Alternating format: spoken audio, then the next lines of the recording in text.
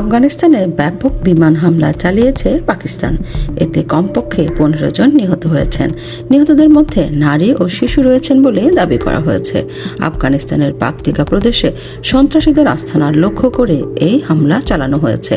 বুধবার পৃথক প্রতিবেদনে এই তথ্য জানিয়েছে ভারতীয় বার্তা সংস্থা ANI ও আফগান সংবাদ মাধ্যম খামা প্রেস। প্রতিবেদনে বলা হয়েছে, আফগানিস্তানের পাকতিকা প্রদেশের বারমাল জেলায় পাকিস্তানি সামরিক বাহিনী দফায় দফায় এই বিমান হামলা চালায়। নিহতের সংখ্যা আরও বাড়তে পারে বলে আশঙ্কা করা হচ্ছে। খামা প্রেসের রিপোর্ট অনুসারে পাকতিকা প্রদেশের বারমাল জেলার লামান সহ 7টি গ্রামকে লক্ষ্য করে মঙ্গলবার রাতে এসব বিমান হামলা চালায় পাকিস্তান। এই হামলায় একটি পরিবারের 5 সদস্য নিহত হয়েছেন। স্থানীয় সূত্রের দাবি, পাকিস্তানের যুদ্ধ বিমান এই বোমা হামলার জন্য দায়ী। প্রতিবেদনগুলোতে ইঙ্গিত দেওয়া হয়েছে, বিমান হামলায় বারমালের মুর্গ বাজার গ্রামটি ধ্বংস হয়ে গেছে।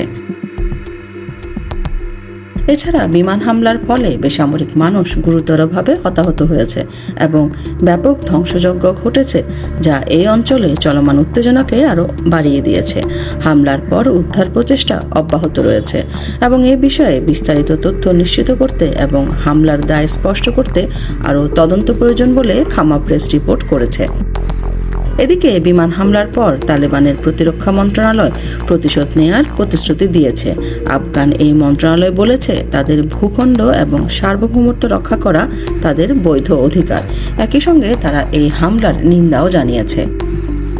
অন্যদিকে পাকিস্তানের কর্মকর্তারা এখনও আনুষ্ঠানিকভাবে এই বিমান হামলার বিষয়টি নিশ্চিত না করলেও পারমাণবিক অস্ত্রধারী এই দেশটির সামরিক বাহিনীর ঘনিষ্ঠ নিরাপত্তা সূত্রগুলো ইঙ্গিত দিয়েছে, সীমান্তের কাছে তালেবানদের আস্তানাকে লক্ষ্য করে এই হামলা চালানো হয়েছে।